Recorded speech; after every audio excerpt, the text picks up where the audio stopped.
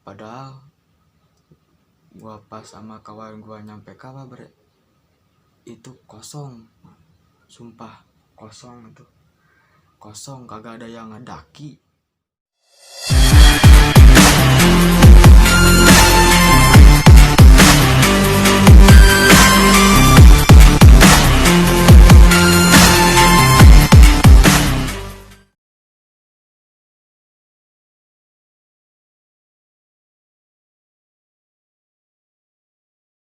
Assalamualaikum bre, ketemu lagi dengan gua Lendra di channel Project 19 Crew. Di konten kali ini gua sangat berbeda. Gua bukan lagi bikin vlog, gua mau menceritakan pengalaman gua, bisa disebut pengalaman mistis gua pas gua naik Gunung Gede Pangrango. Nah, ceritanya begini bre, gua naik Gunung Gede Pangrango tanggal 28 September. Gua naik berempat sama teman gua. Pertamanya berlima, tapi yang satu bule kagak ikut dia. Jadi yang jadi ikut gua, Aen, Hamdan sama Doni yang ikut, yang jadi naik ke Gunung Gede Pangrango. Nah, pas malam Jumat tuh bre, gua naik, gua berangkat pas malam Jumat. Gua berangkat dari Ciloto jam 5 subuh. Gua langsung charter angkot itu juga yang bawanya teman gua, nah si Farhan. Makasih buat Farhan udah mau nganter gua sama kawan gua naik ke jalur Via Putri. Makasih banget buat lu. Nah, di Via Putri gua langsung ke camp. Ntar tempat campnya kalau lu mau sewa alat naik, keril, kayak kompor, simaksi, bisa ntar gua cantumin di deskripsi video ini ya. Ntar lu bisa juga langsung aja ke Gunung Putri, ntar gua kasih deskripsinya sama nama tempat campnya. Nah, udah gitu gua ngambil peralatan yang sebelumnya gua udah booking. Nah, di situ gua udah ngambil peralatan yang udah booking. Kita diam dulu, istirahat dulu lah, ibaratnya kita istirahat dulu. Udah istirahat, nah langsung gue jalan ke Gunung Gede Pangrango via Gunung Putri. Di perjalanan gue belum ngerasa apa-apa, ngerasa gue enjoy aja, enak gitu naik, apalagi sama kawan gue. Pertama kawan gue perdana juga, dia naik ke Gunung Gede Pangrango, dia perdana juga. Senang juga gue naik sama dia. Dia pada orangnya juga enak-enak bre, nggak nyusahin orang gitu, anak-anak. Pas itu di jalur tanah merah. Kalau lu yang pernah naik Gunung Gede, jalan Gunung Putri, pasti lu tahu jalur di tanah merah itu. Nah, udah gue jalan sampai ada plang Gunung Gede Pangrango. Kayaknya juga kayak gerbang masuk ke Gunung Gede Pangrango. Nah, di situ gue ngeliat ada keganjilan di pos itu, ada keganjilan, tapi gue nggak ngobrolin sama kawan gue. Tapi kawan gue juga sama kayak gue, tahu itu ada keganjilan, tapi dia juga kagak nyeritain juga sih, kagak nyeritain juga. Di situ gue jalan-jalan, banyak tuh keganjilan di situ. Temen gue ya baru pertama kali dia naik, dia suka bilang, "Dra, masih jauh nggak? Masih jauh nggak?" Kata gue, "Bentar lagi kok, bentar lagi juga nyampe." Teman gue selalu bilang gitu mulu sama gue bilang aja dekat, bentar lagi juga nyampe, bentar lagi juga nyampe. Nah terus gue udah nyampe pos 2. Di pos 2 gue ketemu sama yang ngedaki lumayan banyak juga yang ngedaki di situ. Ya kayak di jalan-jalan jalur pendakian pasti ada yang semangat, lu kalau naik gunung pasti dah ada yang nanyain gitu malu, pasti ada yang semangat bang, semangat, bentar lagi kok, tapi bohong, dia bohong sumpah. Masih jauh juga dia bilang, apa dekat, bilang dekat padahal masih jauh bre. Udah gua jalan, nah temen gua selalu bilang gitu mulu, "Dra, ini udah bentar lagi nyampe belum gitu mulu." Gua bilang aja, bentar lagi juga nyampe, kata gua gitu.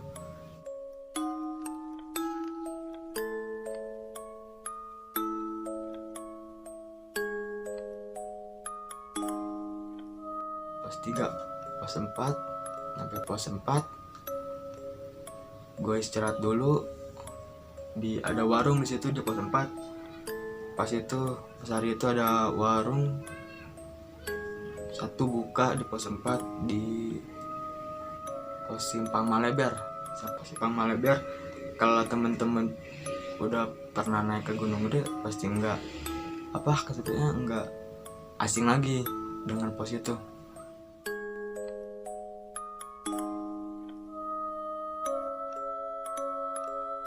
Dan disitu juga gue ngedengar kata-kata yang pendaki yang lain juga di situ juga sama, banyak mistis juga di situ, banyak keganjilan juga di pos itu.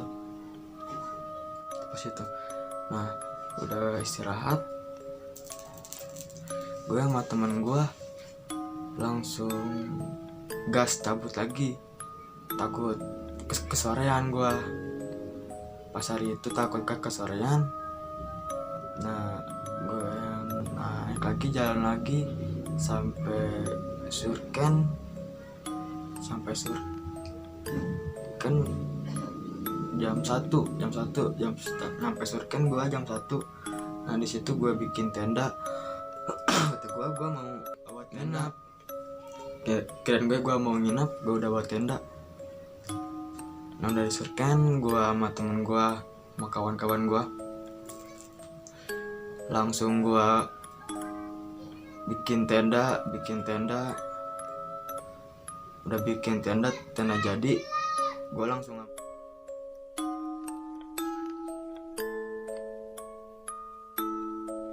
temen gue Doni, langsung gue nyari air buat bikin kopi sama buat masak mie. Hamdan sama Ayan dia udah tepar duluan, kayaknya juga dia udah kecapean dia, jadi yang masak mie sama ngambil air gue sama Doni. Nah udah gue selesai ngambil air, gue masak mie sama masak buat kopi. Gue bangunin tuh Hamdan sama Ayan, gue bangunin, disuruh makan. Udah makan, udah ngopi. Doni masuk tenda, enak. Pas gua mau tidur tuh, pas gua mau istirahat, kepala gua mau pas mau ke tenda, kepala gua kepala gua mau pas tidur ke tenda udah dibangunin lagi, ayo dah jangan ngecamp, ayo dah kita ke puncak sekarang, kita ke puncak sekarang. Kata gue, anjing gua mau istirahat dulu sebentar. Gila, udah disuruh lagi naik gua ke puncak. Kata gua, pulang lewat Gunung Putri apa lewat Cibodas, kata gua gitu. Kata kawan gua, udah aja lewat Cibodas dah. Emang juga lewat Cibodas deket juga sama rumah gua gitu, jadi nggak jauh dari rumah gua. Kata gua, udah kalau lu mau naik sekarang ayo dah, kata gua gitu. Ayo, gua packing tenda apa kirain gua mau ngecamp gitu, gua mau tenda. Kalau gitu mah gua gak sama bawa tenda, kayak kata gua dalam hati gitu. Udah dah, ayo naik. Udah packing tenda, udah apa-apa, udah yuk kita berangkat. Gua jam 1 ke kawah. Nah di surken juga bre, gua banyak keganjilan gitu. Banyak keganjilannya, kata gue. Ada yang naik mereka duluan berdua, cewek seorang sama laki-laki. Kayaknya dia udah nyampe duluan di surken. Kata gue, wah enak, ke kawah pasti banyak orang gitu, kata gue gitu. Nah dia jalan duluan, yang cewek itu sama yang laki, dia jalan duluan ke kawah. Nah gue di belakang mereka,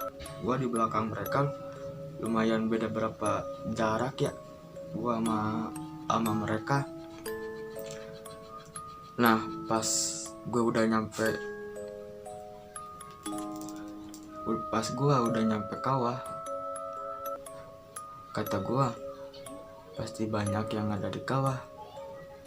Padahal gua pas sama kawan gua nyampe kawah itu kosong, sumpah kosong itu.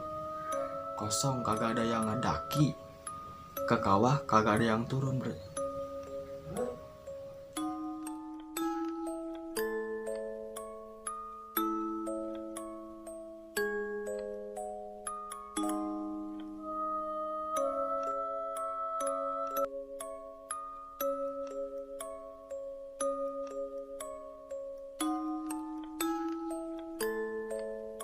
Nah di situ kagak ada yang naik bre. Kata gue banyak yang naik di kawah, padahal kosong bre. Dari situ gue foto-foto sama kawan gue semua, foto-foto. Nah udah foto-foto, kata gue mau turun kapan? Mau turun kawan, soalnya cuaca juga udah nggak ngedukung bre. Cuaca juga udah nggak ngedukung, udah kayak mau hujan loh, udah gelap juga di kawah, udah gelap. Kata ke kawan gua, mau turun kapan? Dah sekarang aja, takut kegelapan di jalan. Emang takut kegelapan di jalan, bukan gua takut di jalan ya, soalnya gua nggak bawa senter apa-apa, cuma gua bawa HP doang, gua nggak bawa senter. Nah gua turun lewat Cibodas di situ. Nah di sini kisah mistis itu terjadi di pas gua turun ke jalur Cibodas. Di situ temen gua pegang batu 2. Nah udah gitu temen gue lempar ke kawah. Kata gue, jangan dilemparin tuh batu. Kan dulu ya gue juga ngedengar sih itu Allah alam. Gue tahu apa enggak, bener apa enggaknya, tapi itu banyak ceritanya yang ngelemparin batu ke kawah. Itu orangnya langsung mati bre, asli. Nah di situ temen gue ngelemparin batu, kata gue jangan dilemparin tuh batu. Iya jangan dilemparin. Nah dia malah dilemparin, kata gue. Anjir, fatal, kata gue. Fatal itu bre. Udah sampai tanjakan setan, situ gue nungguin dulu. Di bawah banyak yang turun juga, gue nungguin dulu yang turun beres. Nah di situ gue makan dulu makanan anak gunung itu, mie mentah gue makan dulu di situ.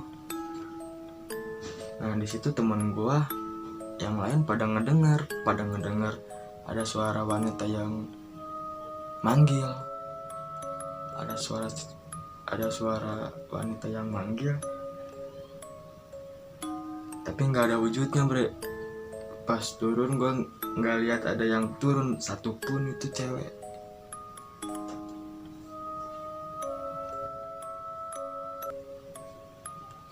Nah di situ ada yang teriak cewek, tapi gue nggak ngedengar, tapi kawan gue ngedengar. Ini di sini juga kawan gue ada yang narasumbernya, tapi dia nggak mau masuk podcast. Gue itu nungguin dulu yang turun, udah turun tanjakan setan. Nah gue lanjut, di situ ada yang turun juga, ada pendaki yang turun, dia juga sama, belum, katanya pertama naik nanyain jam sama teman gue, dijawab. Nah udah itu gue turun lagi pas di pertigaan mau ke Gede Pangrango, ke Pangrangonya, bukan ke Gede Pangrango, ke Pangrangonya. Temen gue ngelihat ada babi hutan sama anjing situ. Nah udah gitu gue sama kawan gue jalan sampai ke Camp Badak. Udah di Camp Badak gue istirahat sebentar. Udah istirahat gue lanjut lagi, soalnya takut kemalaman di jalan juga. Di jalan nyampe pos air hangat tuh. Di pos air hangat itu juga banyak keganjilan juga di situ. Ada yang sholat cewek, tapi yang duanya kayak mukanya juga kayak pucat gitu. Nah udah di situ gue lanjut lagi jalan sampai di pos. Nah sampai di pos itu gue kayaknya salah informasi sama teman gue, salah informasi sama Hamdan lurus. Gue sama temen gue sama Ayan, gue belok. Ternyata yang gue sama Ayan itu jalannya salah, yang bener jalannya yang sama Hamdan itu yang lurus. Nah di situ bre, di situ ada kayu gitu. Untung sama kawan gue ditepuk gini gue. Kalau nggak ketepuk itu gue udah masuk jurang katanya, tapi gue nggak tahu itu jurang. Itu sama udah itu gue jalan lagi, tapi kayak masuk gua hitam, kayak masuk gua.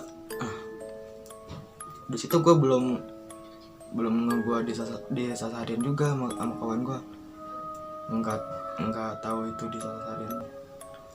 Gue jalan lagi, udah itu gue ketemu pendaki yang turun juga ketemu pendaki. Pas gua deketin pendaki tuh, pendakinya nggak ada, pendakinya nggak ada. Situ gue turun lagi,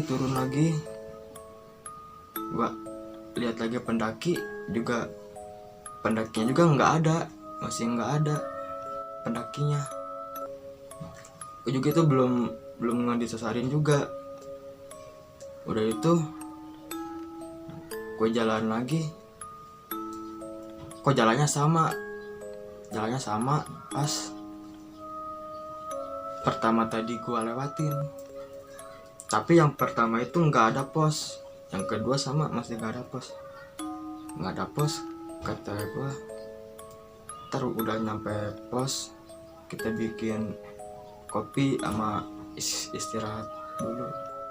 Tapi di situ gue nggak ngelihat pos satu pun, nggak ada pos. Gue di situ turun lagi sampai ketiga masih sama jalan pertama yang gua sama kawan gua dilewatin. Pas keempat juga masih sama. Nah udah sampai keempat gua disasarin di situ. Nah gua udah itu udah sasarin. Di dalam hati gua, wah mati ini mah. Udah inget ke mati aja. Udah mati. Kalau gua mati di Gunung Gede, gue udah ntar ada yang bawa jasad gue ke rumah kalau gue jadi mati di situ. Tapi kayaknya Allah berkata lain, bro. Situ begitu kata gue, kalau udah jam 12 kita bikin tenda dadakan juga. Udah ngeliat itu juga banyak keganjilan dari air, hujan juga, hujan enggak, air sama, ada suara air enggak, udah gitu juga udah putus asa, tenaga gue udah habis, kawan-kawan juga sama makanan juga udah hampir habis di situ, gue juga udah putus asa. Hamdan juga sama udah putus asa, dia juga mau ngelempar keril, udah capek itu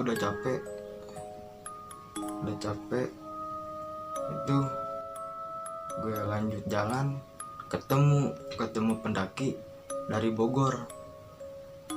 Dia mahasiswa di Pakuan Bogor.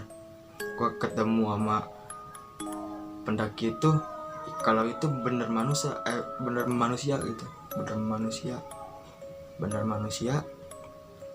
Gue bilang, bang gue duluan, kata gue. Yang dari Bogor mau ngitung dulu regunya, takut ada yang ketinggalan kayaknya. Nah kita berempat turun, ada lagi di bawah, ada lagi pendaki yang turun. Pas kita samperin, pendakinya nggak ada lagi. Nah udah jam berapa ya, jam 9 kita break semua. Kawan gue juga udah disasarin juga di situ, Nah gue berhenti dulu, istirahat dulu.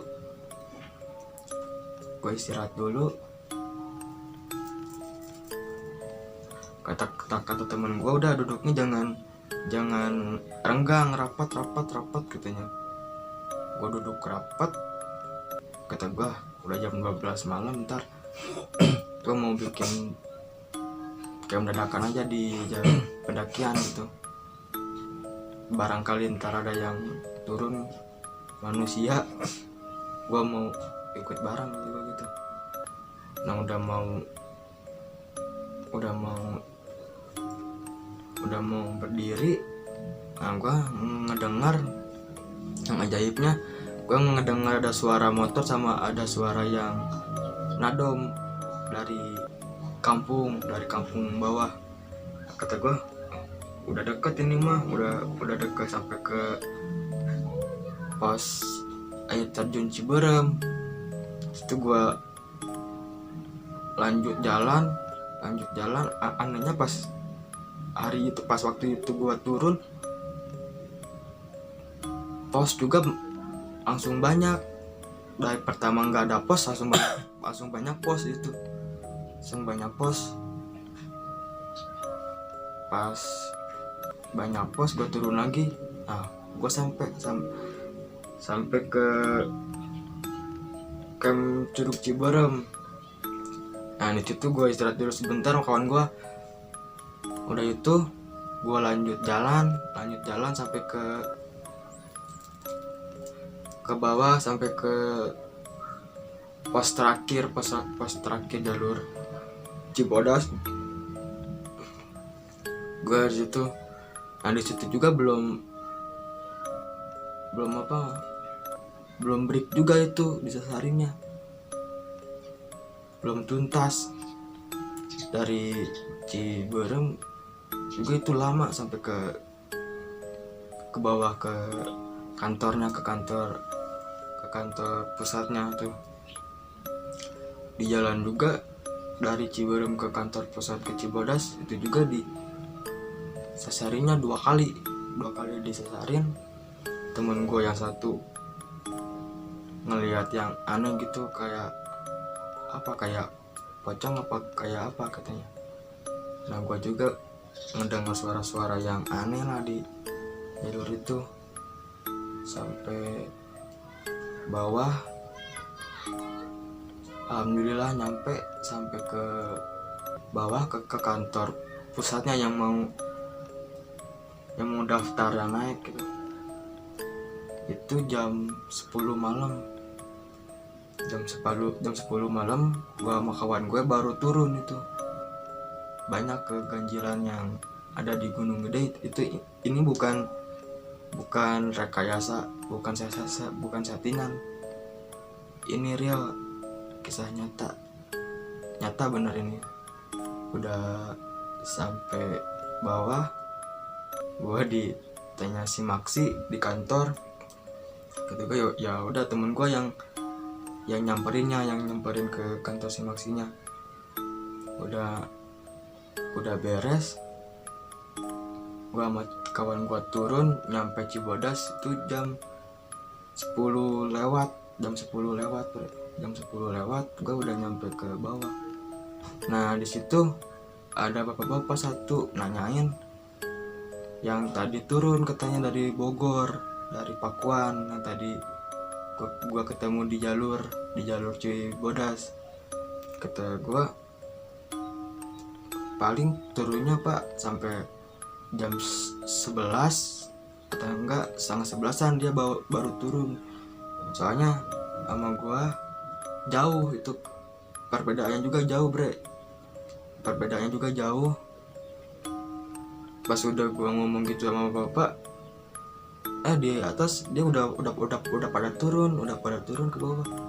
Kata gue aneh, tadi ketinggalannya jauh dia.